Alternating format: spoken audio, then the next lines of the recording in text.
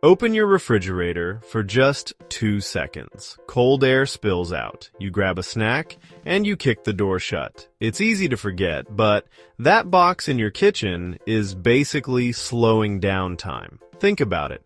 Without a fridge, half the stuff in your kitchen would turn into a science experiment by tomorrow morning. Hey, welcome to the Smart Side, where we learn new stuff every day. So, why does a fridge actually keep food fresh? Is it really just because it's cold? Well, yeah. Cold is the main character, but the how is a lot more interesting than you'd think. In the next few minutes, we're going to look at what your fridge is actually fighting against, how it pulls off its magic, and why it fails, even when it feels like it shouldn't. First off, meet the enemy, biology. Tiny living things, microbes, are everywhere. On your hands, on the food, in the air. And they have a type. They love warmth, and they love time. When things get cozy, they multiply. Fast. They start breaking your food down, leaving behind smells, slime, and, well, stuff you definitely shouldn't eat. But it's not just germs. Even in a perfectly clean room, food has its own internal clock. Fats turn rancid. Enzymes keep working. Chemistry is happening 24/7, and heat is the fast-forward button for all of it. A fridge doesn't stop the rot. It just drags its feet. It's like taking a video out of fast-forward and putting it into slow-mo. The video still plays. It just takes way longer to get to the end.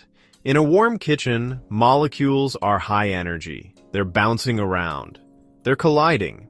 In the fridge, everything calms down. Reactions lose their spark.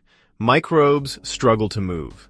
Chilling is basically the universal brake pedal for everything that ruins your dinner. Here's the simple truth. Your fridge isn't actually making cold. See, you can't create cold. It isn't a thing. What a fridge really does is steal heat.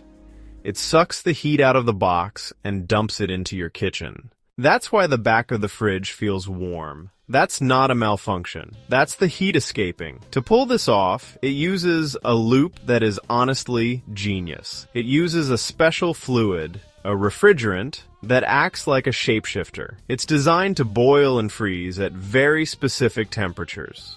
When a liquid turns into a gas, it robs heat from everything around it. It's just like sweat. Sweat doesn't cool you because it's wet.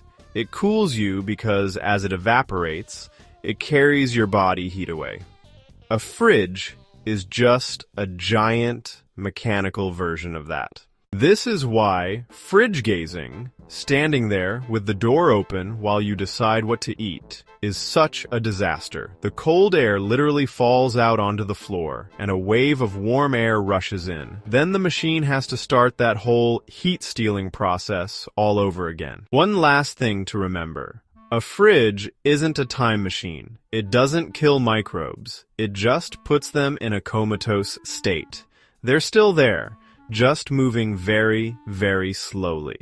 That's why leftovers last days in the fridge, but only hours on the counter. And why don't we just freeze everything? Well, ice expands. It pops the cells in your food. That's how you end up with mushy strawberries.